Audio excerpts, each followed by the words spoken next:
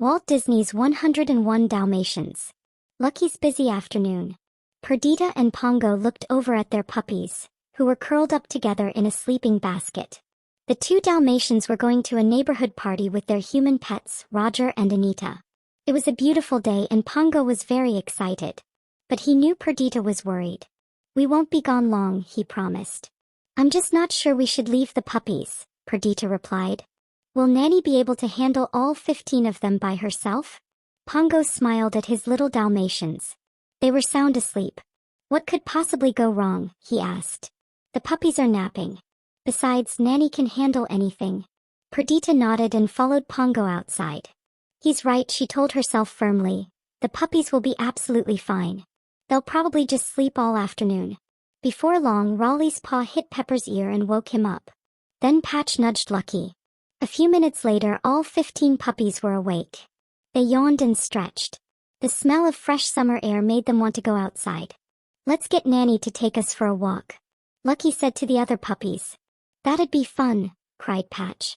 "Yeah, good idea," Raleigh added. A couple of the puppies grabbed a leash that was next to the basket. Then they all yipped as loudly as they could and waited for Nanny to come over. When Nanny heard the puppies barking, she went to see them right away. "Oh dear," she said as she looked into their big hopeful eyes. "You look like you want to go outside." The puppies scampered out of the basket and Nanny scooped them up. "I don't think Pongo and Perdita would mind if we went for a walk," she said. Soon Nanny and the Dalmatians were on their way. "Let's go to the playground," Nanny said. "It's the perfect spot for pups to play." When they got there, Nanny unhooked the puppies' leashes. The Dalmatians began to run around. It was a beautiful day.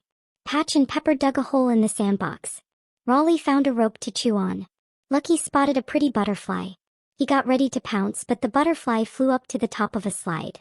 Lucky ran up the steps, hoping to catch the beautiful creature.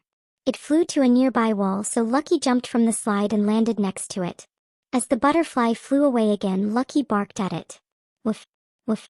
His brothers and sisters didn't hear him because they were busy playing. They were so busy, in fact, that they didn't notice when Lucky jumped down to the other side of the wall. But Lucky didn't land on the ground. He had jumped onto the back of a fire truck.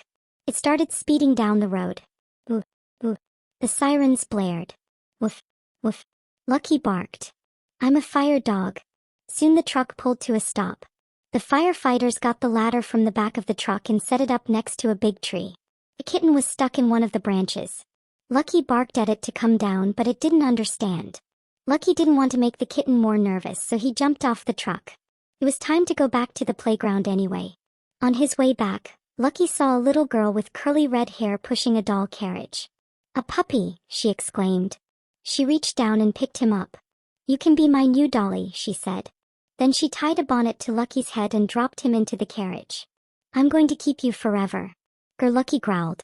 He did not like being a doll. Besides, he had to get back to his family. Suddenly, the little girl spotted something on the ground. "A button," she cried. He bent down to pick it up. Lucky knew there was no time to lose.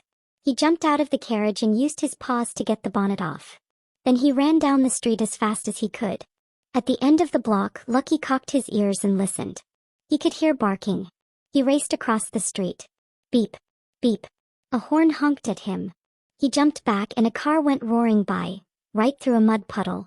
Dirty water splashed all over Lucky, but he ran on. When he finally made it to the playground, he was out of breath. Inside the playground, Nanny was trying to count the puppies, but they wouldn't stay in one place. "Oh, I give up," she said finally. Woof, woof. Lucky barked as he scratched eagerly at the gate. Nanny looked up. "Why, hello, little pup," she said as Lucky wagged his tail. "Too bad you can't come with us, but you're not a Dalmatian. You should go find your own family. I'm sure they're worried about you." Lucky was confused, but then he caught sight of his reflection in a nearby puddle. He was covered with dirt.